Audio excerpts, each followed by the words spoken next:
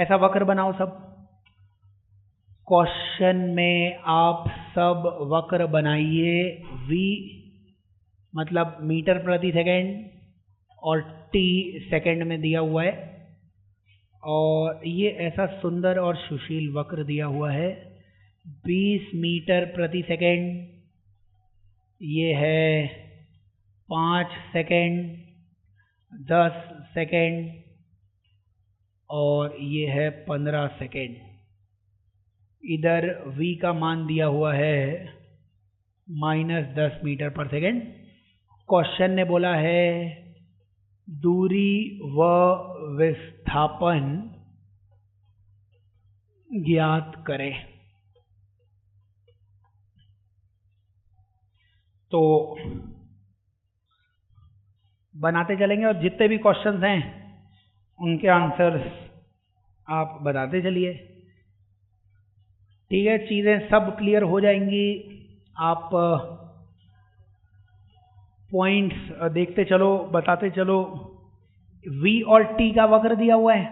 पहले आप ऐसे सोचिए कि हमने ये पढ़ा था, आंसर में लिखते चलेंगे। बताइए, हमने ये पढ़ा था कि x का अवकलन v होता है। अवकलन का मतलब, अवकलन को ढाल भी कहते हैं। ढाल को डब्बा गुणा tan थीटा भी कहते हैं। डब्बे के अंदर चिन्ह आएगा प्लस माइनस 0 या अनंत, और tan थीटा की वैल्यू लंब बटे आधार। और अगर v का तुम समाकलन करोगे x मिलेगा। क्या यहाँ पे v दिया हुआ है? यानी हमें पता है हमें इसका क्या करना है, समाकलन। समाकलन का मतलब आपको पता होना चाहिए क्या निकालना है, क्षेत्रफल। तो इस वक्र का क्षेत्रफल कोई आपसे पूछे क्या देगा, तो बोलना इस वक्र का क्षेत्रफल हमें x देगा। ये v दिया हुआ है, तो x का अवकलन v का समाकलन x। तो ये v दिया हुआ है, इसका हम समाकलन निकालेंगे, इसका हम क्षेत्रफल निकालेंगे, तो हमें क्या मिलने वाला है, x मिलने वाला है। समझ रहे होगे, याद करना है अपने को। और भी तरीके हैं बट ये सब बताया हुआ है तुम्हें। तो क्षेत्रफल निकाल लो। बताओ, इस इतने से भाग का क्षेत्रफल वो होगा 5 × 20 = 100। समझ रहे हो गया? ये वक्र कितना, लंबाई गुणा चौड़ाई है। लंबाई 5, ऊंचाई 20, 5 × 20 100 हो जाएगा। ऐसे ही इसके आगे वाला भी त्रिभुज दिखेगा। त्रिभुज का क्षेत्रफल कितना हो जाएगा, 1/2।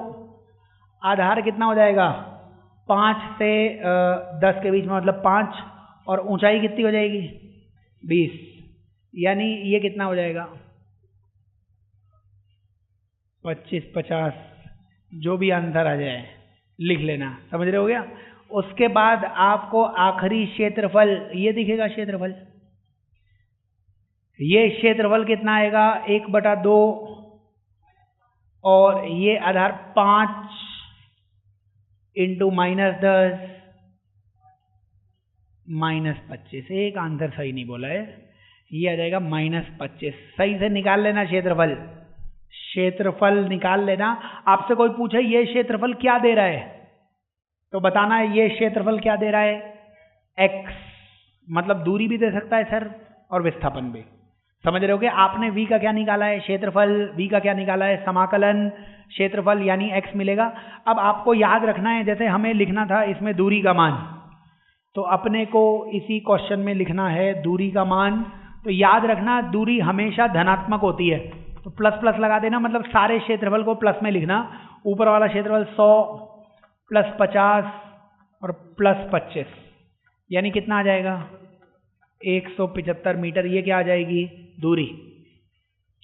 और विस्थापन, विस्थापन के आगे प्लस माइनस, मतलब विस्थापन प्लस में भी हो सकता है माइनस में भी। तो पहले +100, फिर +50 और फिर -25। तो जो जो आ रहा है वो वैसे ही लिखते चलो। तो आपको ये 125 मीटर विस्थापन दिखेगा। याद करना है दूरी हमेशा किस में होगी, प्लस में। तो सारे क्षेत्रफल प्लस में लिखो। और विस्थापन किसी में भी हो सकता है, प्लस में भी हो सकता है, माइनस में भी हो सकता है, इसलिए विस्थापन प्लस और माइनस के साथ लिखोगे, यही आएगा। तो याद करना है, कोई भी क्वेश्चन आए उसमें देखना किस तरीके से हल कर रहे हैं। इसका पथ भी बना दो। अगर आपको कुछ डाउट है तो इसका पथ बना दो। देखो पथ इसका कैसा होगा, सबसे पहले क्षेत्रफल कितना आया, 100 आया। 100 का मतलब क्षेत्रफल क्या देगा, x देगा। क्षेत्रफल क्या देगा, यहाँ पे x देगा, v का क्षेत्रफल समाकलन x देगा। तो मतलब हम ना प्लस, ये प्लस में आया है तो मान लो आगे वाली दिशा प्लस थी तो हम आगे चले गए +100, आगे वाली दिशा को प्लस मान लिया। फिर अगला क्षेत्रफल कितना आया, +50, तो हम फिर आगे चले गए, कितना आगे चले गए, +50। लेकिन इसके बाद आंसर आया -25, तो आगे वाली दिशा प्लस थी, तो इसका मतलब हम यहीं पे घूम के पीछे आ गए होंगे और कितना आ गए होंगे, विपरीत दिशा में 25 चले होंगे, -25। ये इसका रास्ता है। और अब बताओ, मैं वापस से पूछ लेता हूं, बता भी देता हूं। क्षेत्रफल पहले तो समझ में आना चाहिए कि x का अवकलन क्या होता है, v का समाकलन क्या होता है, x। समाकलन को ही क्या बोलते हैं, क्षेत्रफल। तो जब मैंने इस वक्र का क्षेत्रफल निकाला तो मेरे को मीटर मिलेगा, x मिलेगा, x मतलब मीटर मिलेगा। तो मीटर वो भी दिशा के साथ मिलेगा। देखिए +100 का मतलब आगे 100 बढ़ चलो, +50 का मतलब आगे 50, और ये वाली दिशा प्लस है तो विपरीत वाली दिशा क्या होगी, माइनस हो जाएगी। तो विपरीत वाली दिशा माइनस, उसका मतलब क्या हो जाएगा हमारे पास कि यहाँ पे +50 के बाद अगली बार हमें विपरीत दिशा में 25 जाना है, तो विपरीत दिशा में 25 आ गया। अब विपरीत दिशा में 25 आ गए तो दूरी और विस्थापन, दूरी मतलब कितना चले, 100 भी चले, 50 भी चले और 25 भी चले तो इतना ही हो। लेकिन विस्थापन का मतलब होता है प्रारंभिक और अंतिम के बीच की दूरी। तो प्रारंभिक और अंतिम के बीच की दूरी कितनी हो जाएगी, ये 150 थी ऊपर वाली लंबाई, नीचे वाली लंबाई 25 थी, तो ये शेष लंबाई 150 - 25, ये 125 मीटर ही इसका क्या आ जाएगा, विस्थापन। विस्थापन क्या होता है, प्रारंभिक से अंतिम के बीच की दूरी, जिसको आप सरल रेखा से जोड़ दो, उसी को विस्थापन कहते हैं यहाँ पर। तो विस्थापन आ जाएगा। और मेरे को एक सिंपल सा पॉइंट बताओ, दिशा किस बिंदु पर बदलती थी, ऐसा एक विमी गति में बताया था ना आपको, दिशा किस बिंदु पर बदलती थी, जिस बिंदु पर वेग 0 होता था। ये जो मैंने रास्ता बनाया है इसमें दिशा बदली कि नहीं बदली, बदली है ना, कहाँ बदली है, यहाँ बदली है दिशा की नहीं बदली है, बदली है ना दिशा। देखो इस बिंदु पर वेग 0 रहा होगा, पहले आप 100 चले मतलब यहाँ पे आ गए, फिर आप 50 चले तो क्या आप इस बिंदु पर आ गए, इस बिंदु पर वेग 0 है, ये वेग का अक्ष है ना, तो ऊपर मतलब वेग प्लस, नीचे मतलब वेग माइनस, और इस बिंदु पर तो वेग कितना है, 0। तो इस बिंदु पर दिशा बदलनी चाहिए, बनाया भी वैसे, वो नहीं भी पता होता तब भी मेरा वैसा ही बना है आंसर, समझ रहे हो गया। तो चीजें सब फॉलो करेंगी, आप याद रखो एक विमी गति में दिशा बदलने वाला बिंदु जहां वेग 0 होता है, वरना समझो +100 मतलब आगे 100, +50 मतलब आगे 50, और -25 मतलब पीछे आ रहे हो 25।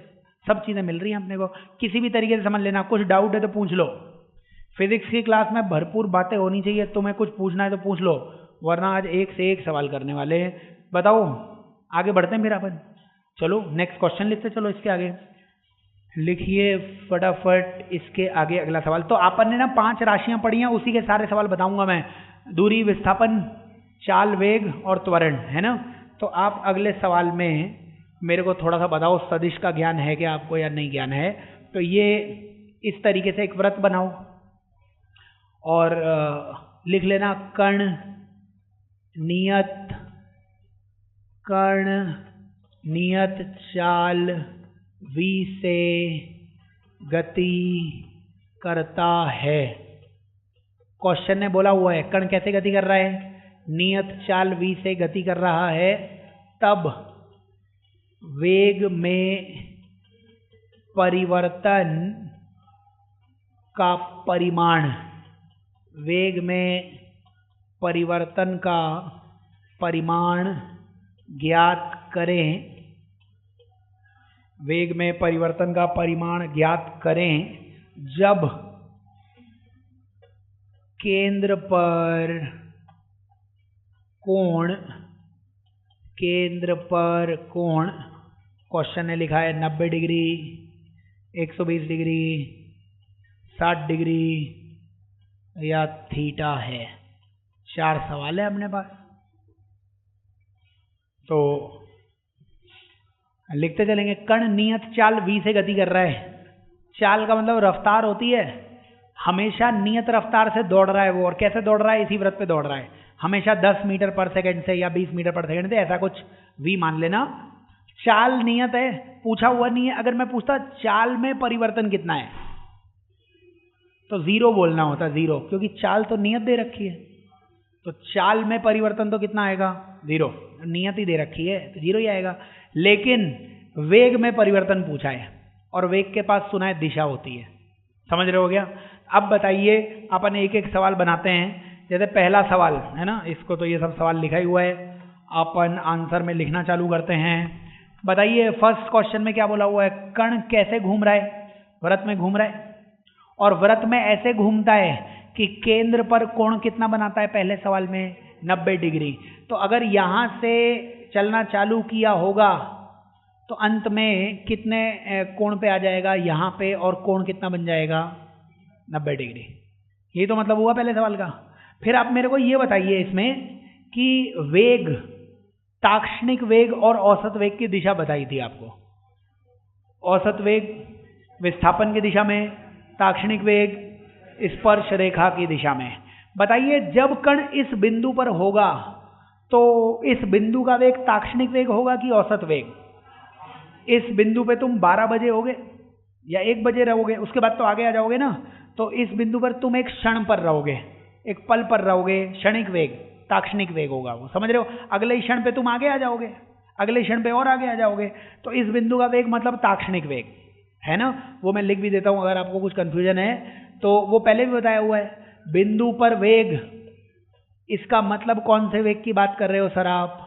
ताक्षणिक वेग की बात कर रहे हो। और ताक्षणिक वेग की दिशा भी बताई थी तुम्हें। ताक्षणिक वेग की दिशा किधर होती थी?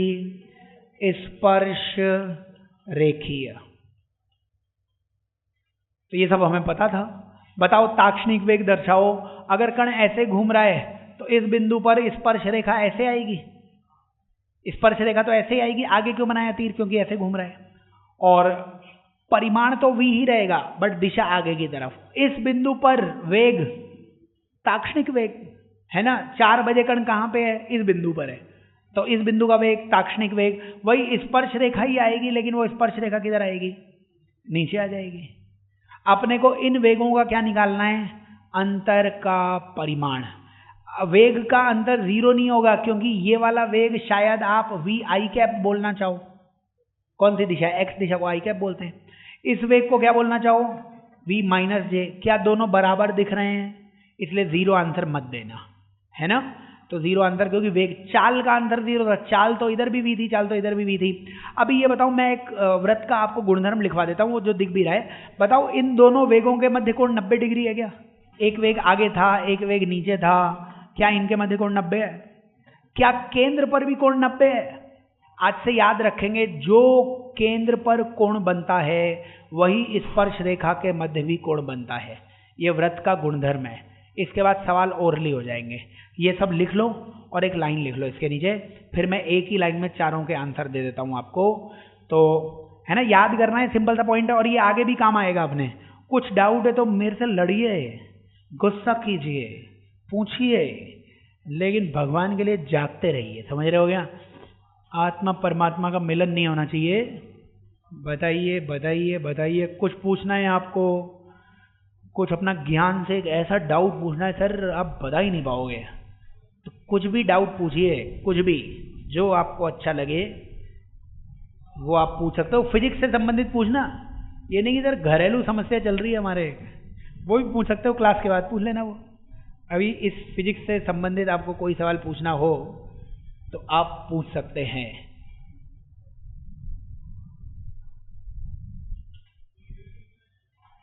इस बोतल में क्या है, ग्लूकोज भर के लाता हूं मैं, तो मैं से गंदे गंदे डाउट पूछोगे बेहोश हो जाऊंगा मैं।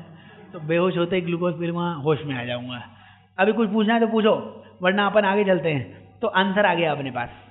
देखिए बताइए, कण की चाल तो हमेशा v ही रहेगी। तो पहले में केंद्र पर 90 डिग्री कोण बन रहा था, तो वेग के मध्य भी कोण कितना बनेगा? 90 डिग्री। तो v और v के मध्य कोण 90 डिग्री है पहले सवाल में, और हमें अंतर निकालना है। अंतर, क्वेश्चन ने बोला है ना, वेग का अंतर 90 डिग्री का अंतर वही होता है जो 90 डिग्री का योगफल होता है, और 90 डिग्री का योगफल √2v याद करवाया था। आंसर आ गया √2v। वरना तुम फॉर्मूले लगा सकते थे। अंतर का फॉर्मूला क्या होता था? √a² + b² - 2ab cos theta. तुम वो फॉर्मूला लगाओगे तब भी यही आएगा।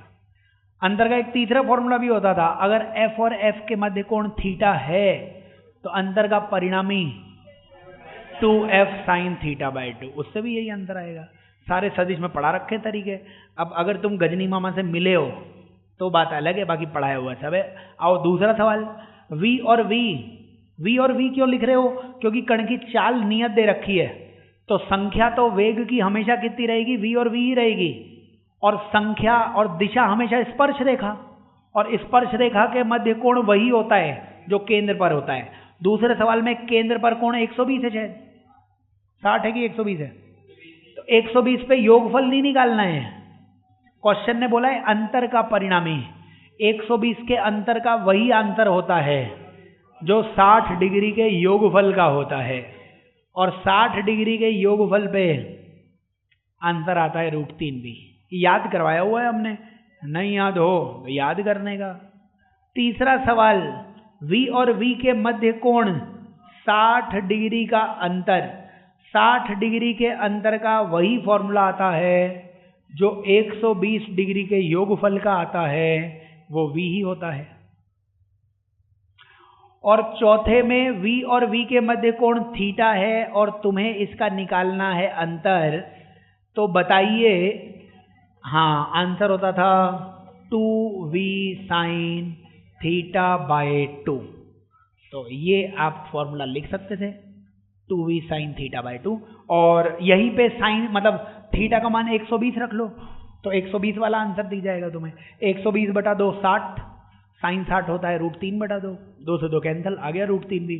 तो वो जनरल फॉर्मूला है, उसमें थीटा के अलग अलग मान दिए हुए हैं, याद करना है ये। अब बार बार 3 तरीके हैं, या तो फॉर्मूला लगाओ √a² b² - 2ab cos theta, या फिर तरीका है अंतर निकालना है तो योगफल याद होना चाहिए, या तीसरा तरीका है 2v sin θ/2।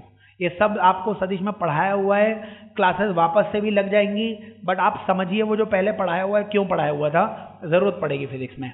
तो आप याद कीजिए। अभी व्रत का गुणधर्म याद करना है, कुछ डाउट है तो फिर पूछ सकते हो, बिल्कुल घबराने की जरूरत नहीं है। और याद करना है, अगर 2 बिंदु दिखे और दोनों बिंदु ने केंद्र पर कोण बनाया थीटा, तो इन दोनों की जो स्पर्श रेखा है उनके मध्य भी कोण कितना होगा? थीटा। और अगर v और v के मध्य कोण थीटा है तो अंतर कितना होता है? 2v sin θ/2। योगफल होता है 2v cos θ/2। तो याद होना चाहिए आपको, और नहीं है तो बोल ही रहा हूं मैं कि वो 3 तरीके हैं, उनसे याद कीजिए। इसी में आगे बढ़ते हैं अपन, ये वेग और चाल। फिर मैंने एक और फॉर्मूला बताया था आपको, मैं सब लिखते जा रहा हूं कि क्या क्या सवाल करा रहा हूं और सुनते चलना। तो मैंने ये पढ़ाया था आपको, ऐसे लिखवाया था, तो ज्ञान दे देता हूं पहले। तो अगर बताइए कण ऐसे चलता v1 v2 v3 vn से, है ना, कण की चाल क्या होती? पहले v1 होती, फिर v2 होती, फिर v3 होती, फिर vn होती, और सारे समय अंतराल समान होते। तो फिर औसत चाल का फॉर्मूला बताया था। क्या होता है औसत चाल का फॉर्मूला? v1 + v2 + vn/n। अगर n समय अंतराल समान होते हैं, ये पढ़ा दिया है, बस उसके सवाल करने वाले इसलिए बता रहा हूं। और अगर 2 ही समय समान होते, ये भी t, ये भी t, ये v1, ये v2, तो औसत चाल हो जाती v1 + v2/2। तो 2 समय समान होने पे औसत चाल ये होती है। ऐसा ही मैंने दूरी के लिए भी बताया था, अगर दूरियां समान होंगी तो ऊपर आता था n, नीचे आता था 1/v1, 1/v2, 1/vn। ये तो कब? जब n दूरियां समान होती हैं। और 2 दूरियां समान होती, 2 दूरियां समान होती तो आंसर कितना आया था? 2v1 v2/v1 + v2। बताया हुआ है ये सब। अब इसको आप प्रश्न में अप्लाई कर दो, और औसत का मतलब बता दो मेरे को। औसत का मतलब कोई पूछे, औसत का मतलब होता है, हाँ बताओ, औसत का मतलब समय अंतराल। वो तो बात सही है, औसत का मतलब बड़ा समय अंतराल, और बड़े समय अंतराल में औसत का मतलब होता है समान वितरण। जैसे आज 10 घंटे पढ़ा, कल 5 घंटे पढ़ा, तो कुल मिला के 15 घंटे पढ़ा। औसतन कितना पढ़ा? 7.5 घंटे। औसतन का मतलब होता है समान वितरण। भाई के पास 2 लड्डू, 0 लड्डू, मैं मानूंगा दोनों के पास 1-1 लड्डू। समझ रहे हो क्या? औसत मतलब समान वितरण। कोई बोले औसत चाल 10 है, इसका मतलब हर क्षण पे उसकी चाल कितनी थी? 10, और वो क्षण बहुत सारे होंगे। औसत मतलब लंबा समय अंतराल। लेकिन औसत का मतलब समान वितरण। बताया था ना, सरकार ने गरीबों की उठाया और पंजाब के किसानों को उठाया, और इधर एक गरीब उड़ीसा के किसानों को उठाया। अब पंजाब के हर किसान के पास 10-10 ट्रैक्टर, हर के पास 10। उड़ीसा के 10 किसानों के पास 0 ट्रैक्टर। पंजाब के 10 किसान के पास आ गए 100 ट्रैक्टर, उड़ीसा के 10 किसान के पास 0 ट्रैक्टर। कुल मिला के 20 किसानों के पास 100 ट्रैक्टर। तो सरकार के हिसाब से हर के पास 5 ट्रैक्टर है। समझ रहे हो गया? हर के पास 5, सब मस्ती से खा पी रहे हैं। उनको मतलब नहीं है कि 0। औसत मतलब वास्तविकता से कुछ लेना देना नहीं है। औसत मतलब सबको वितरण क्या कर दिया? समान। अब जैसे अंबानी और मेरे को ले लिया और बोला दोनों के पास कितनी कमाई है? $1000 करोड़। मतलब कि $5000 करोड़ सर के पास। और सर तो बड़े अमीर, और अंबानी के पास भी उतना। लेकिन वास्तविकता कुछ और है। औसत का मतलब क्या है? समान वितरण, समान वितरण। तो अगर कोई बोले औसत चाल है 120 मीटर प्रति सेकंड, इसका मतलब पूरे रास्ते पे वो किससे चला होगा? 120 से चला होगा, है ना? चला नहीं होगा वैसे तो, कभी 130 से भी चला होगा, कभी 110 से भी चला होगा, लेकिन 120 से चलता हुआ भी मानोगे तब भी उतने समय पर ही पहुंचेगा। ऐसा कुछ मतलब होता है औसत का। और औसत के बारे में मैं डिटेल में बताऊंगा आपको।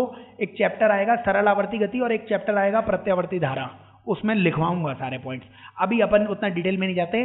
अभी तो आप ऐसे लिखो कि यदि एक कण, मेरे को कष्ट मत दो, आप ही लिख लो ऐसे, यदि एक कण सरल रेखा पर, प्रश्न में खुशी के साथ लिखिए, यदि एक कण सरल रेखा पर आधी दूरी,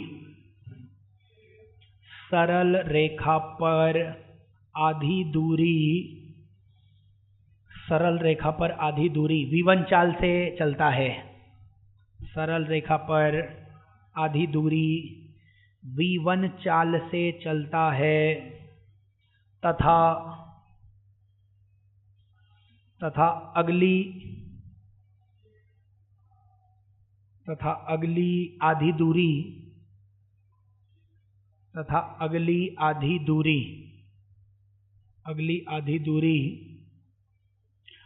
2 समान समय अंतरालों में, अगली आधी दूरी 2 समान समय अंतरालों में, 2 समान समय अंतरालों में क्रमशः चाल v2 व v3 से चलता है, क्रमशः चाल v2 व v3 से चलता है, तब कण की औसत चाल होगी, तब कण की औसत चाल होगी, कण की औसत चाल होगी। हिंदी में सवाल है, चित्र बनाइए, सब चित्र बनाइए। क्वेश्चन पढ़िए, पहली लाइन पढ़िए। क्या बोला हुआ है पहली लाइन में? कि कण कैसे चलता है? पहली आधी दूरी। तो मैंने 2 दूरियां बना ली, पेन चलाएंगे सब, ये dy2 है ना। और पहली आधी दूरी किससे चल रहा है? वो v1 से। तो पहली आधी दूरी चला लीजिए v1 से। उसके बाद जो अगली आधी दूरी है, उस अगली आधी दूरी को वो चलता है किस किस चाल से? v2 से भी और v3 से भी। लेकिन जो आधी दूरी है उसको उसने 2 समान समय में चला है। क्वेश्चन ने बोला है पहली आधी दूरी किससे चल रहा है? v1 से। अगली आधी दूरी, उसमें 2 समान समय अंतराल हैं, और पहले समान समय में v2 से चलता है, अगले समान समय में v3 से चलता है। आंसर तो ओरली आ जाएगा। ये बताइए मेरे को, वापस से यही चित्र बना लेते हैं। पहले आधी दूरी की चाल v1 दे रखी है। बताओ क्या यहाँ पे 2 समय समान दिख रहे हैं? अगर 2 समय समान दिख रहे हैं तो औसत चाल 2 समान समय के लिए होती थी v1 + v2/2। तो इन दोनों अगर समय समान हैं तो इस आधी दूरी की औसत चाल माननी चाहिए v2 + v3/2। क्यों माननी चाहिए? अभी अभी बताया था आपको। अगर दो समय समान होते हैं तो औसत चाल कितनी होती है? v1 प्लस v2 बटा 2। तो मैंने बोला कि t समय में v2 से चला, t समय में v3 से चला, इसका मतलब पूरे समय में आप किससे चल रहे होगे? v2 प्लस v3 बटा 2 से। ये औसत का मतलब होता है। कुछ डाउट है तो बोलो, अगली लाइन में आंसर आ गया। अब बताओ, पहले दो समय वाले सूत्र लगाए थे, अब क्या ये दूरी और ये दूरी बराबर है? अब दो बराबर दूरी वाले सूत्र लगा दो। अगर दो दूरियां समान होती हैं तो औसत चाल का फॉर्मूला क्या होता है? 2v1 v2 बटा v1 प्लस v2, लेकिन v2 का मान इस बार ये है, ये लिख दो। 2v1 v2 के स्थान पे ये लिख देना और v1 प्लस v2 के स्थान पे फिर से ये लिख देना। यही आंसर है। और मैं बोल रहा हूं ना, ये फॉर्मूला तुम्हारे और भी जगह काम आएगा। तुमने पेपर पिछले साल के किए नहीं होंगे। चालन कंडक्शन आता है चैप्टर, संधारित्र कैपेसिटर आता है चैप्टर, और ये चैप्टर है ही, इन सब में ये क्वेश्चन बनते हैं। समझ रहे हो क्या? वहां पे कैपेसिटर संधारित्र नाम तो सुना है क्या? ऐसे कैपेसिटर का सवाल बनेगा ऐसा, इसके अंदर हाँ बोल के जो तुमने दिल खुश किया है, ये बनेगा कि कैपेसिटर है, संधारित्र है, उसके अंदर परावैद्युतांक है, आधे में K1 है और आधे में K2 K3 है। उसका आंसर यही है, V1 को K1, V2 को K2, V3 को K3। वहाँ पे लिखवाऊंगा मैं कि V को किससे बदल दो? K से, और जो क्षेत्रफल आ जाएगा उसको समय से बदल दो। तो आप ये वाले फॉर्मूले याद करो ताकि मैं आपको, और यही चालन का भी सवाल है, चालन पढ़ा होगा, 11th का टॉपिक है। चालन में भी यही बनेगा कि ये एक मोटी दीवार है, इस दीवार के अंदर 3 धातुएं हैं, ऊष्मा यहाँ से यहाँ गई, बताइए तो इसका प्रतिरोध कितना होगा? तो प्रतिरोध निकालोगे ऐसा ही आएगा। अब वो कैसे आएगा? वहाँ पे फॉर्मूले सेम आ जाएंगे। तुम प्लीज़ अभी ये याद कर लो ताकि वहाँ पे बार बार सब नहीं सिखाना पड़े। अगर दूरी का विभाजन हुआ तो फॉर्मूला आया था n upon 1/v1 1/v2 1/vn, और समय का विभाजन हुआ है v1 plus v2 plus vn upon n। अब वो अलग अलग समय पे सब बता देंगे क्या क्या है। तो अभी प्लीज़ ये याद कर लो, और ये इसका आंसर है। कोई डाउट है तो पूछ लो, मन में कुछ नहीं रखने का। और इसको सुंदर बना सकते हो, इसमें 2 कैंसिल हो जाएगा तो आंसर इसका आ जाएगा 2v1 v2 प्लस v3, और नीचे आ जाएगा 2v1 plus v2 plus v3। ये आंसर आ जाएगा इसका। ठीक है, तो याद करना है कि अगर समय का वितरण हुआ है, दो समान समय हैं, तो दो समान समय में आंसर आएगा v1 प्लस v2 बटा 2, और दो दूरियां समान हैं तो आंसर आएगा 2v1 v2 upon v1 plus v2। बाकी हल करने पे ही आ जाएगा, 2 से 2 कैंसिल हो जाएगा इधर, और 2 का एलसीएम लोगे तो इधर 2v1 आ जाएगा, बाकी तो सब है ही सेम आ जाएगा। तो याद करना है, जो भी क्वेश्चंस आए उनको देख लेना। और बताओ, मैंने आपको 2-3 समीकरण बताए थे कि हम पूरी 11th की फिजिक्स में कैसे पता लगाएंगे समीकरण कौन सा लगाना है। अगर चाल नियत होगी तो समीकरण लगाना चाल बराबर दूरी बटा समय, त्वरण नियत होगा तो गति के समीकरण, त्वरण बदलेगा अवकलन समाकलन। ये तीनों कंडीशन आती कैसे हैं वो मैं कल बताऊंगा आपको, कल डेरिवेशन करेंगे उसका, है ना। लेकिन अभी मानते हुए कि ये सब आता है अपने को, आप चाल, दूरी, वेग, विस्थापन, त्वरण सबके यार क्वेश्चन लिखो और मेरे को बताते चलो क्वेश्चन। आप क्वेश्चन में ये लिखो, यदि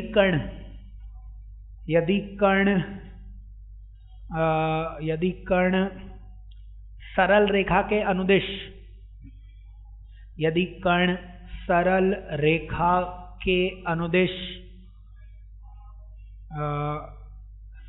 के अनुदिश 100 मीटर की दूरी पर स्थित, 100 मीटर की दूरी पर स्थित दो बिंदुओं के मध्य, 100 मीटर की दूरी पर स्थित दो बिंदुओं के मध्य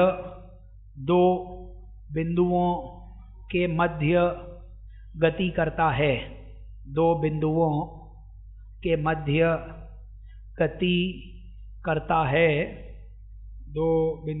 गति करता है, तथा 20 मीटर प्रति सेकंड से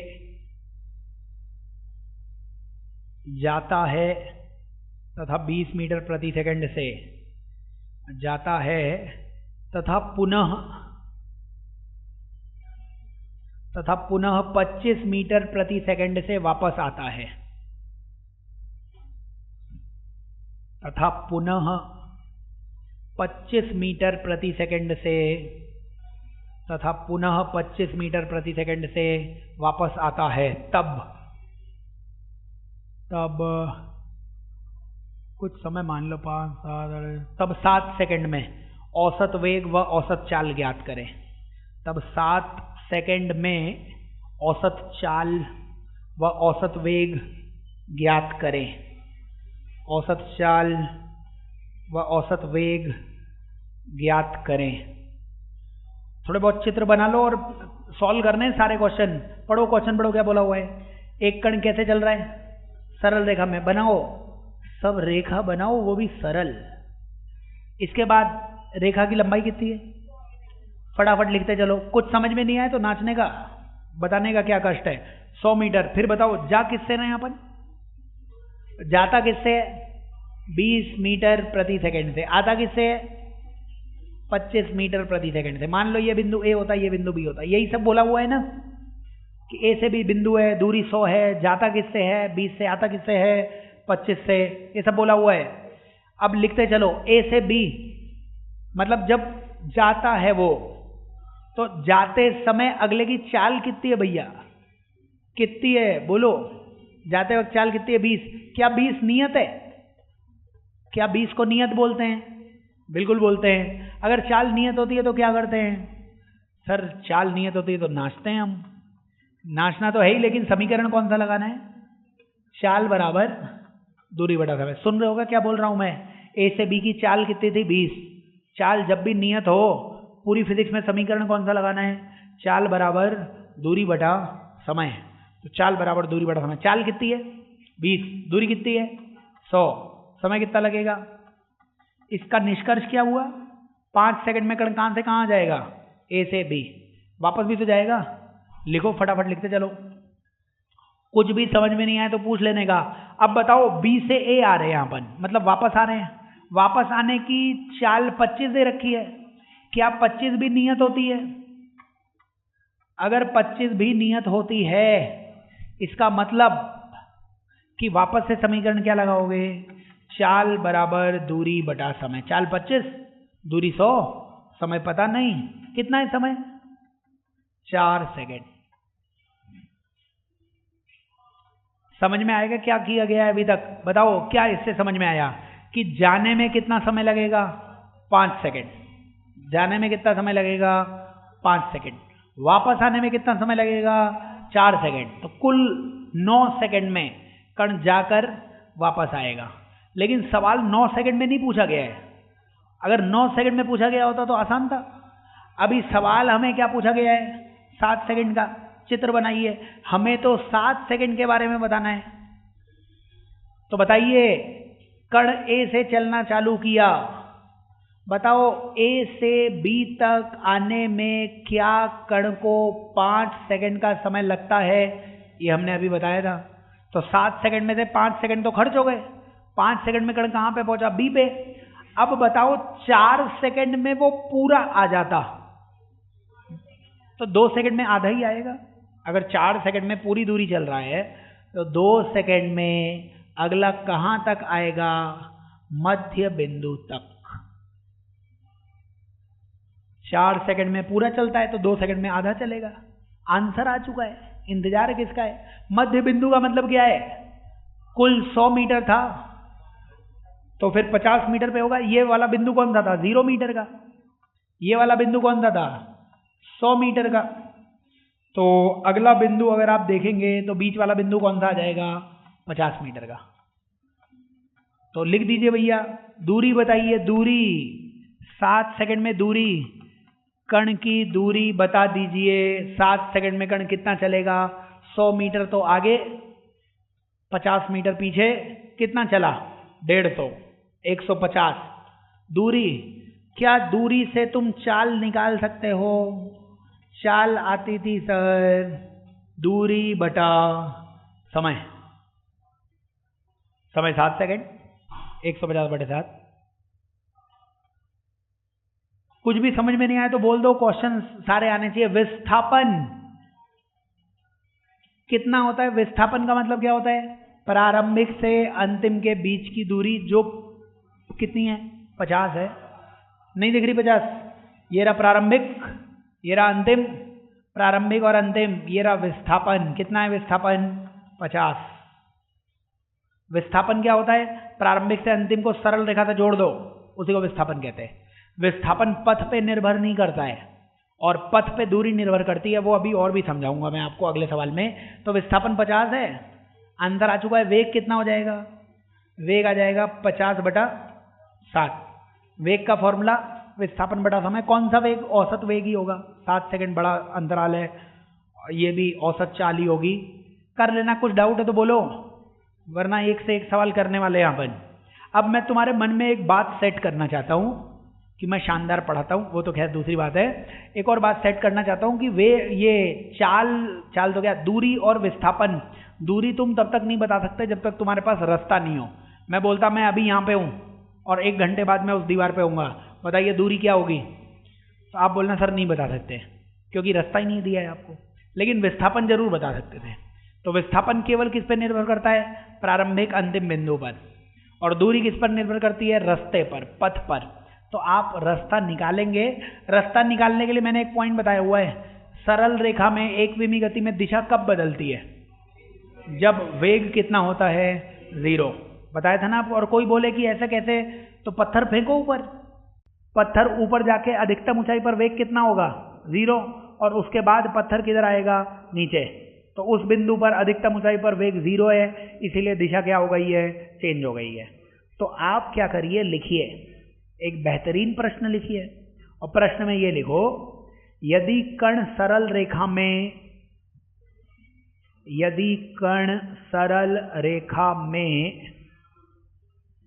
इस प्रकार गति करता है, यदि कण सरल रेखा में इस प्रकार गति करता है कि इसकी स्थिति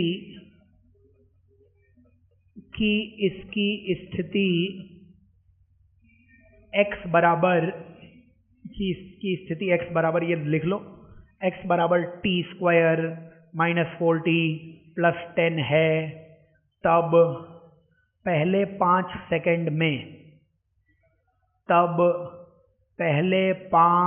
सेकंड में दूरी व विस्थापन का मान ज्ञात करें। पहले 5 सेकंड में दूरी व विस्थापन का मान ज्ञात करें। दूरी व विस्थापन का मान ज्ञात करें। चलो, तो ये सवाल अपने को करना है, आंसर लिखता हूं मैं। लेकिन ये बताओ, दूरी और विस्थापन चाहिए ना, तो आंसर में मैं लिख देता हूं, पता हो तो बहुत अच्छी बात है। दूरी के लिए पथ चाहिए तुम्हें, बिना पथ के दूरी नहीं बता पाओगे। पथ होगा तो पथ की लंबाई को ही क्या कहते हैं? दूरी। और विस्थापन के लिए पथ नहीं चाहिए, विस्थापन के लिए केवल क्या चाहिए? प्रारंभिक व अंतिम बिंदु। और वो बिंदु दिख जाएगा, दोनों के बीच में जो सरल रेखा है वही विस्थापन होगा, ये तो पता होना चाहिए। अब आप एक पहेली का आंसर दीजिए। मैं आपसे पूछता, ये रहा प्रारंभिक बिंदु, इनिशियल पॉइंट, ये रहा फाइनल बिंदु, अंतिम पॉइंट। आपको सरल रेखा में ही जाना है, तो प्रारंभिक से अंतिम जाने का रास्ता बताइए। जाना सरल रेखा में ही है, तो प्रारंभिक से अंतिम, जैसे मैं बोल देता मेरे को इस दीवार तक जाना है, जाना सरल रेखा में ही है, क्या क्या रास्ते हो सकते हैं? रास्ता ये हो सकता है कि या तो डायरेक्टली पहुंच जाओ, सबसे आसान रास्ता।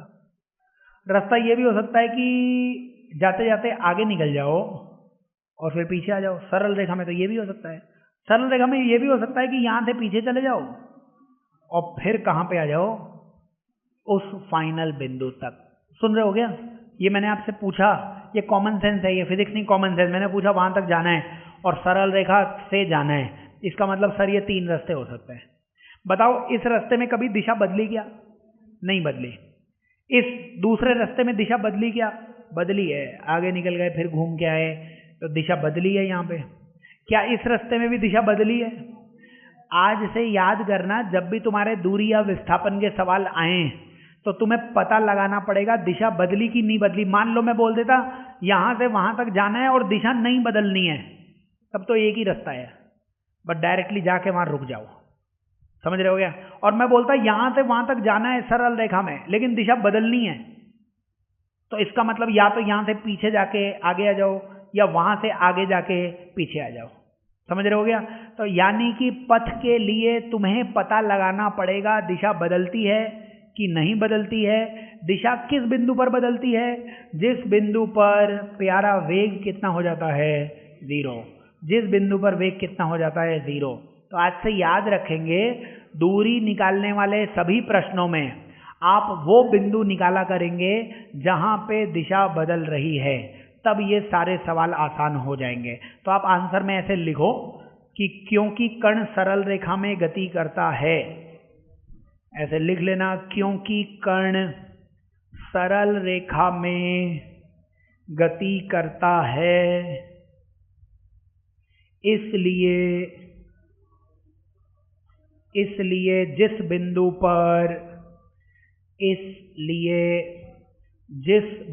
पर v बराबर 0 होगा, जिस बिंदु पर v बराबर 0 होगा, उस बिंदु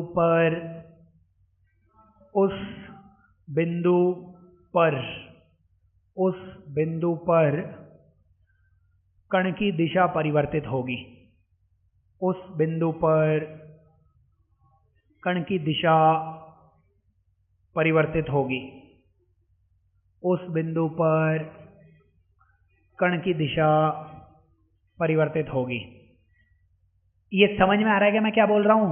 याद करना है, जिस बिंदु पर v 0, उस बिंदु पर दिशा क्या होगी? बदलेगी। तो सारा देश का उज्जवल भविष्य बताएगा। x का समीकरण क्या दिया था मैंने?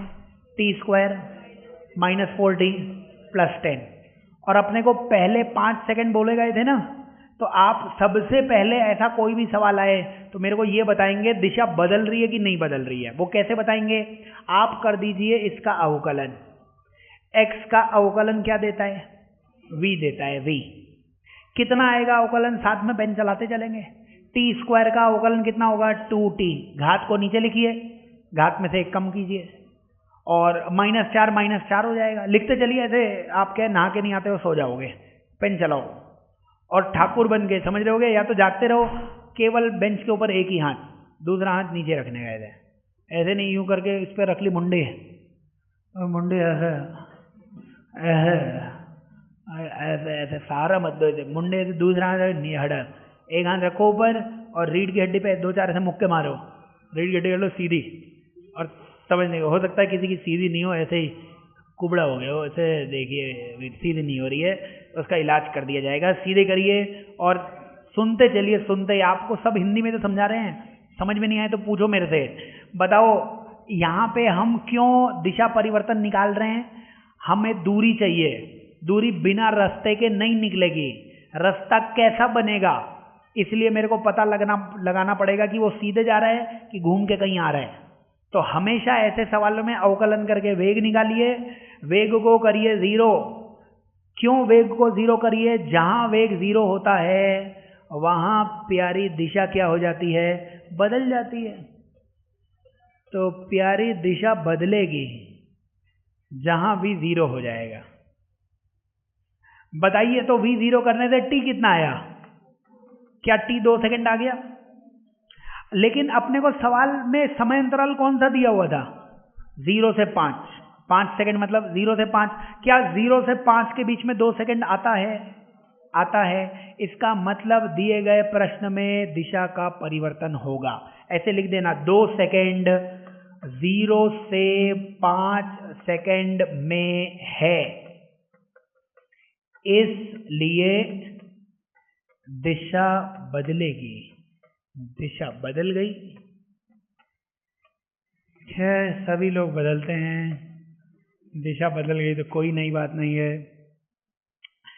चलो, लेकिन अगर मैं ये सवाल देता, बताइए 1 सेकंड में दूरी और विस्थापन कितना होता? मान लो यही सवाल होता, 1 सेकंड में दूरी और विस्थापन कितना होता, तो दिशा तो 2 सेकंड पे बदलती। इसका मतलब 0 से 1 सेकंड में दिशा नहीं बदलती, इसका मतलब पथ सरल रेखी होता, वही दूरी हो जाती, वही विस्थापन। समझ रहे हो क्या? दिशा नहीं बदली तब तो रास्ता यही बनेगा सर, और कोई रास्ता बन ही नहीं सकता।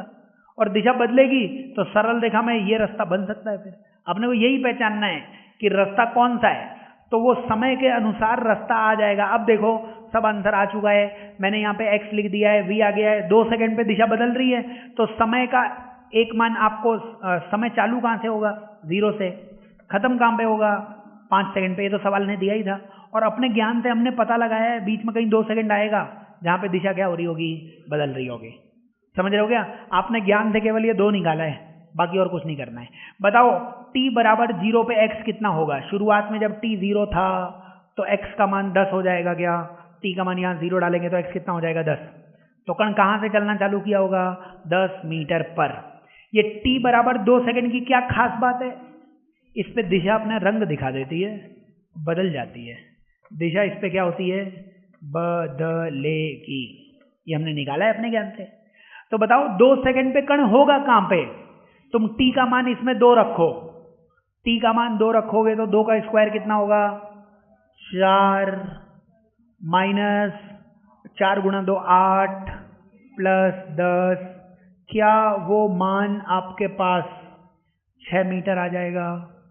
मतलब कण 10 मीटर से चलना चालू करेगा, 6 मीटर पर आएगा, 6 मीटर पर दिशा बदलेगा और कहाँ तक जाएगा?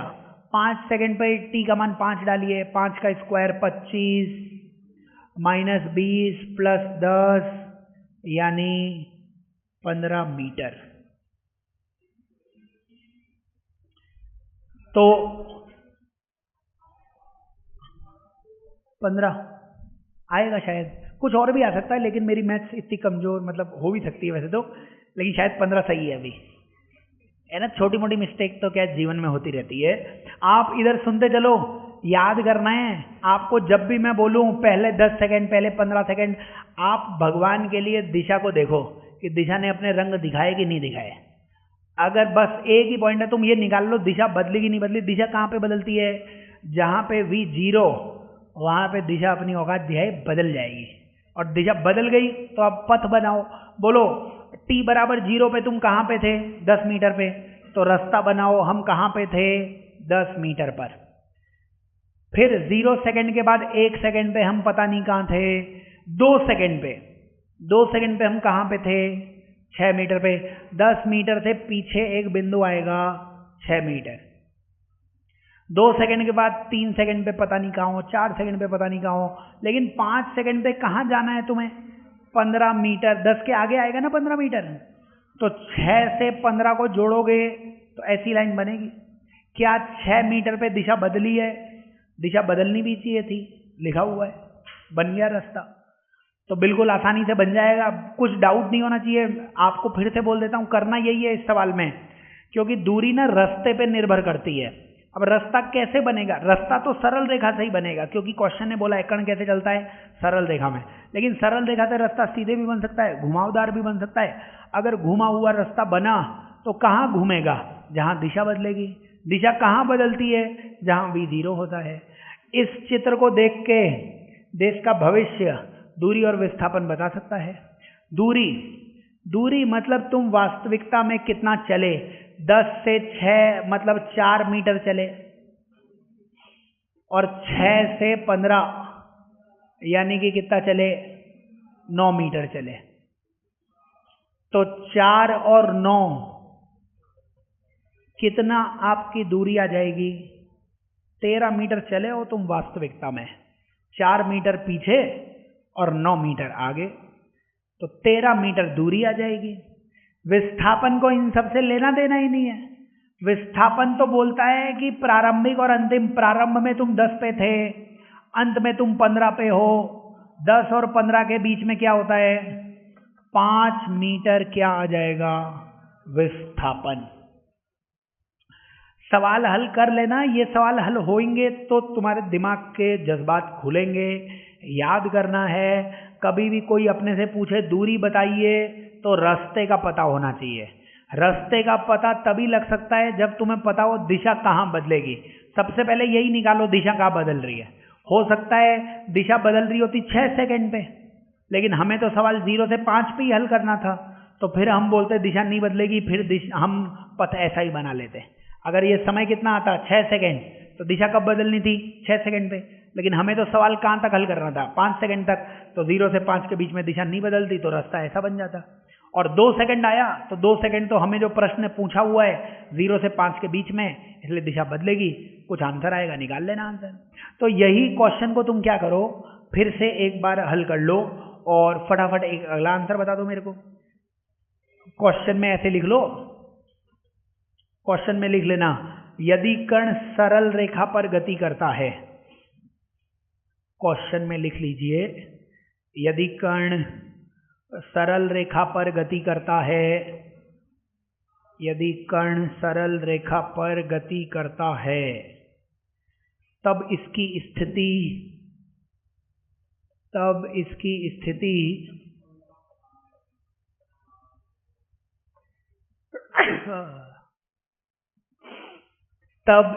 स्थिति ये लिखो, स्थिति x बराबर t² - 2t + 20 मानते हुए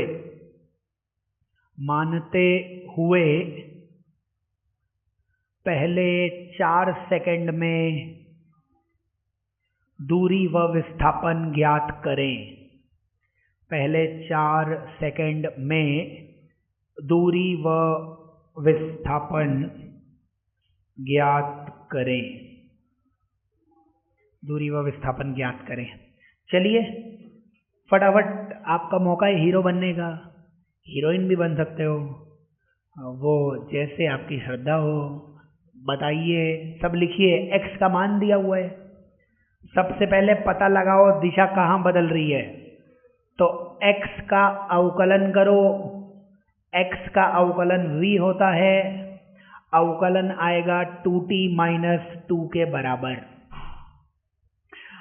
वेग को कर दो 0, वेग 0 करने पर t कितना आ गया? 1 सेकेंड। यानी पता लग गया 1 सेकेंड पर दिशा बदलेगी। क्या तुम्हारे सवाल में दिशा बदलेगी? क्योंकि सवाल ने समय कौन सा दिया हुआ है? 0 से 4। क्या 0 से 4 के बीच में 1 आएगा?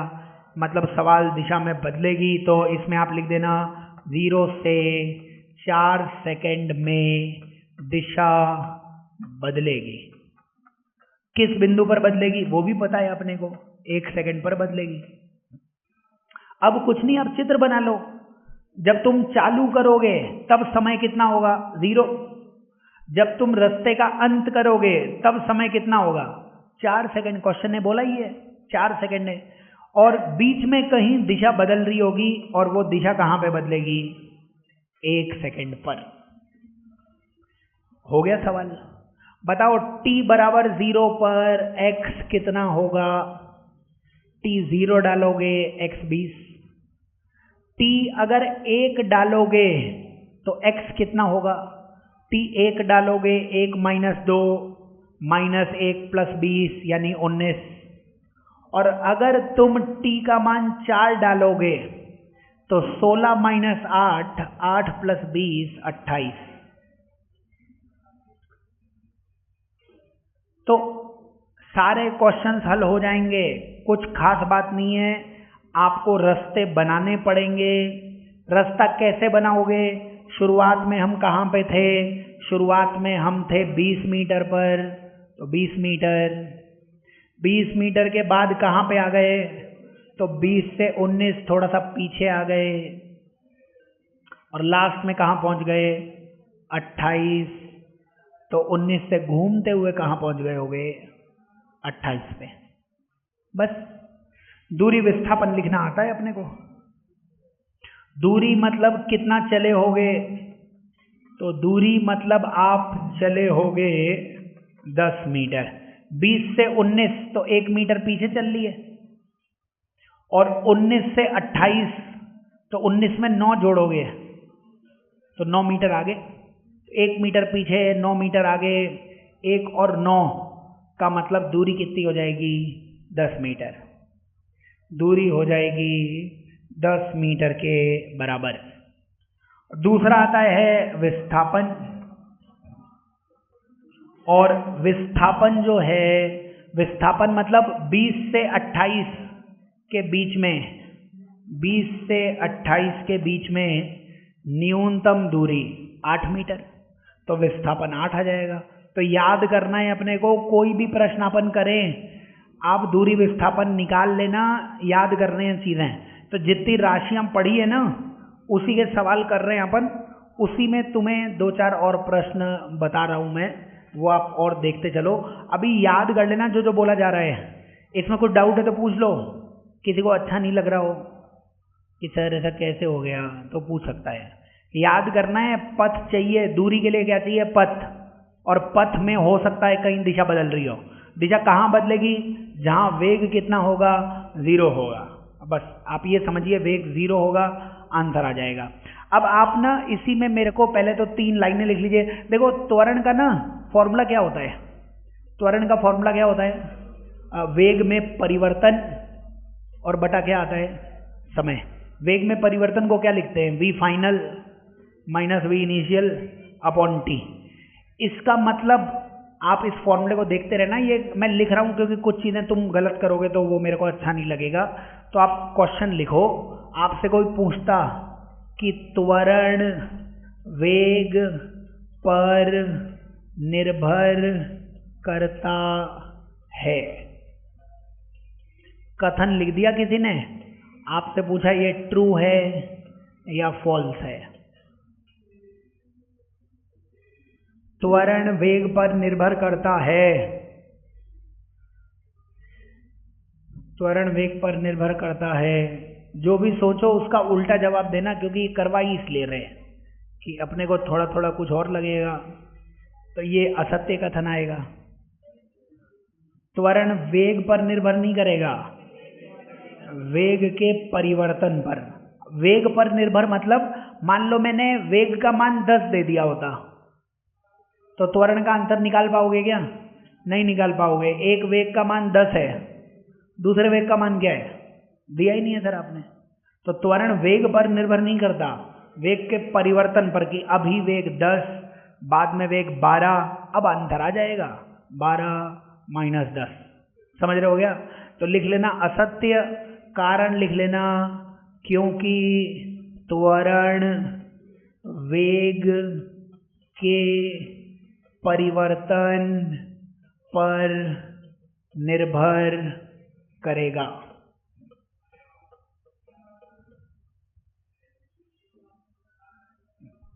याद रखना है, वेग आपको अगर त्वरण चाहिए तो त्वरण के लिए या तो वेग में परिवर्तन दे दो या फिर 2 वेग दे दो। 2 वेग दे दोगे तो मैं अंतर निकाल के परिवर्तन निकाल लूंगा। तो त्वरण के लिए एक वेग से काम नहीं चलेगा। लेकिन फिर भी मैं अगर तुम्हें एक ही वेग देता तो फिर आंसर ना कुछ भी आ सकता है। कुछ भी, कुछ भी का मतलब बता देता हूं। मान लो मैं आपसे बोलता v की वैल्यू 10 है, बताओ a 0 होगा कि a 0 नहीं होगा? तो बोलना कुछ भी हो सकता है। क्या a का मान 0 हो सकता है? हो सकता है। अगर पहले भी 10 रहे बाद में भी 10 रहे, 0 हो सकता है। क्या 0 नहीं हो सकता है? हाँ, पहले 10 है बाद में 12 हो जाए। तो जब एक ही वेग दोगे तब तो आंसर कुछ भी आ सकता है। मैं बोलता v का मान 0 है, त्वरण क्या होगा? बोलना कुछ भी हो सकता है। दूसरा वेग तो दे नहीं रहे हो आप मेरे को। तो वेग से त्वरण का आंसर नहीं आता। वेग से तो सारी संभावनाएं आ जाएंगी कि पहला वेग 0 है, अब दूसरा वेग अगर 0 हो गया तो 0 माइनस 0 का 0 आंसर, और अंतिम वेग 0 है लेकिन प्रारंभिक वेग 10 हो गया तो कुछ और आंसर। इसका मतलब कोई भी कथन में जिसमें एक ही वेग दिया हो उसमें त्वरण के बारे में कुछ भी नहीं कह सकते अपन। सुन रहे होगे क्या बोल रहा हूं मैं? अगर मैंने बोला वेग 50 है तो त्वरण कितना होगा? तुम बोलना सर कुछ भी हो सकता है वो तो, क्योंकि अगर वेग 50 है अभी भी बाद में भी 50 रहा तो 0 हो जाएगा, और अभी 50 है बाद में 60 हो गया तो त्वरण आ भी जाएगा। तो एक ही वेग देने पर कुछ भी आप नहीं कह सकते हो, सारी स्थितियां हो सकती हैं। इस बात को इन 2 कथनों में समझिए। ऐसे लिख लो, यदि v बराबर 0 है तब a अशून्य हो सकता है, a अशून्य हो सकता है। ये आपसे पूछा है ट्रू है, सत्य है या असत्य है। बताइए क्या आ जाएगा इसका आंसर? ट्रू है, ये सत्य है। देखो v का मान 0 दिया हुआ है ना, अगर v का मान 0 है इसका मतलब मैं कुछ भी कह सकता हूं। अगर v का मान 0 मतलब पहला वेग कितना दिया हुआ है? 0। अगर बाद में भी वेग 0 रहता तो त्वरण कितना हो जाता? 0। और बाद में वेग अगर 10 हो जाता तो 10 - 0 से कुछ आंसर आ जाता। तो मैं बोल रहा हूं ना, जब एक ही वेग दिया होगा तो सब कुछ हो सकता है, सब कुछ। तुम जो बोलोगे वो कर दूंगा मैं। v का मान 0 है तो मैं a के बारे में कुछ बोल ही नहीं सकता। a के फॉर्मूले में दोनों वेग आते हैं, अंतिम वेग भी आता है, प्रारंभिक वेग भी आता है। सुन रहे हो क्या बोल रहा हूँ? यहाँ पे v का मान 10 होता तब भी ट्रू रहता है ये, v का मान 50 होता तब भी ट्रू रहता है ये, क्योंकि एक ही वेग दे रहे हो। और यहाँ पे 0 कर देता मैं तब भी सही होता, क्योंकि तुम एक ही वेग दे रहे हो। अब एक ही वेग दे रहे हो तो त्वरण के बारे में हम कुछ नहीं कह सकते, मतलब जो तुम बोलोगे वो सब सत्य मानना पड़ेगा अपने को। और लोग बाग ये इसलिए देते हैं क्योंकि उनको एक एग्जाम्पल समझाना होता है। एक एग्जाम्पल इसका बना लेना। बताओ, जब मैं पत्थर को ऊपर फेंकता था और पत्थर नीचे आता था तो अधिकतम ऊंचाई पर वेग कितना होता है? 0। लेकिन धरती माता के प्यार में तो कोई कमी नहीं आती है। धरती माता का त्वरण तो हमेशा ही जी लगता है, पढ़ा होगा आपने, हम भी पढ़ाएंगे। तो अधिकतम ऊंचाई पर v 0 होता है, लेकिन त्वरण कितना होता है? अशून्य। तो इस एग्जाम्पल से भी लोग बोलते हैं कि ये सही है, इसके बिना भी सही है वो तो। लेकिन आप ये एग्जाम्पल भी सामने वाले को समझा सकते हो। कोई पूछे एग्जाम्पल बताओ, जब v 0 है a 0 नहीं है तो अधिकतम ऊंचाई पर वेग कितना होता है? 0। धरती माता का त्वरण जी तो लग ही रहा होता है, वो तो हर बिंदु पर लगता है। तो वो एग्जाम्पल है इसका, तो याद कर लेना। ऐसा ही एक और कथन मैं लिख देता हूं, याद करना। त्वरण के बारे में तुम सही से तभी बता पाओगे जब तुमको 2 वेग दिए जाएंगे या फिर दोनों वेगों का अंतर दिया जाएगा। अगर एक वेग दिया गया है तो सारी बातें सही हैं, क्योंकि कुछ भी दूसरी वैल्यू कुछ भी रख लो। पहला वेग 0 है, दूसरा वेग 0 रखोगे तो त्वरण भी 0। पहला वेग 0 है, दूसरा वेग 10 रखोगे तो त्वरण 0 नहीं आएगा। तो एक वैल्यू दी हुई है तब सब कुछ सही है। जैसे मैं वापस से बोलता, क्वेश्चन में बोलता, यदि v अशून्य है तब त्वरण 0 होगा, त्वरण 0 होगा। ये फिर पूछ लिया ट्रू है कि फॉल्स है। वेग अशून्य है, फिर से तुम्हें एक ही वेग के बारे में बोला गया है, एक ही वेग। अगर एक ही वेग के बारे में बोला गया है तो मैं सब कुछ सही साबित कर सकता हूं। समझ रहे हो गया? कुछ वहां पे आप ऐसा कुछ नहीं बोल सकते। वेग अशून्य है ना, मतलब पहला वेग 10 दिया हुआ है। अशून्य मतलब 10, मतलब 0 नहीं है, तो मैंने कितना मान लिया? 10। और मान लो बाद में भी 10 ही होता तो 10 - 10 से 0 आ गया होता क्या त्वरण का? यही तो पूछा हुआ है। और ऐसा भी हो सकता है कि पहले 10 होता और बाद में 12 हो जाता, तो त्वरण अशून्य भी आ सकता था। जब एक वेग देंगे तो त्वरण कुछ भी हो सकता है, कुछ भी, क्योंकि दूसरा वेग तो तुम मन से रखोगे ना, और मन से कुछ भी रखो, आंसर कुछ भी आएगा। कुछ भी मतलब 0 भी आ सकता है, अशून्य भी आ सकता है, कुछ भी आ सकता है। तो आप समझिए, वेग अगर अशून्य है मतलब वेग 10 दे दिया हमें, लेकिन त्वरण का फॉर्मूला लगाया हमने। त्वरण के फॉर्मूले में आता है फाइनल वेग माइनस इनिशियल वेग बटा समय। अब एक वेग तो 10 दे दिया, दूसरा क्या रखूं मैं? कुछ नहीं दिया, मन से रखूंगा, मन से 10 रख दिया। 10 रख दिया तो त्वरण 0 होगा, हो भी सकता है, नहीं भी हो सकता है। समझ रहे हो गया? तो इसने बोला कि अगर v अशून्य है तब त्वरण 0 ऐसे। अच्छा, आप इसलिए घबरा रहे हो क्या? हो सकता है लिख लो, हो सकता है। होगा ही होगा वो तो गलत है, हो सकता है बिल्कुल सही है। समझ रहे हो क्या? ट्रू हो जाएगा, त्वरण 0 हो सकता है। क्या अशून्य भी हो सकता है? अशून्य भी हो सकता है। सर अगर अभी 10 है बाद में 12 हो जाए तो अशून्य भी हो सकता है। कुल मिला के मेरे को यह कहना है कि त्वरण के बारे में तुम 100% तभी बता सकते हो जब तुम्हें 2 वेग दिए जाएंगे। अगर एक वेग दिया जाएगा तब मैंने बोला ना, जो लिखा है सब सही है, सब हो सकता है। वो एक वेग है, एक मन से लिखोगे कुछ ना कुछ आ ही जाएगा। और लोग बाग ये वाला कथन इसलिए बताते हैं, इसका एग्जाम्पल लिख लेना, नियत वेग। बताओ, जब वेग नियत होगा तब वेग अशून्य होगा, लेकिन नियत वेग के समय त्वरण कितना हो जाता है? 0। तो ये कथन लोग क्यों पढ़ाते हैं? ये एग्जाम्पल सिखाने के लिए। बाकी अपने को इसकी जरूरत नहीं है, क्योंकि क्वेश्चन में जब भी एक वेग देगा तो त्वरण के बारे में कोई कुछ नहीं बता सकता है। दिमाग लगाओगे तो आंसर आएगा।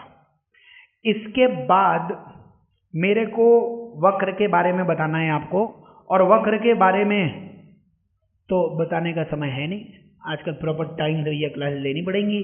तो आप जो है ना वक्र में, लेकिन मेरे को एक पॉइंट बता दो।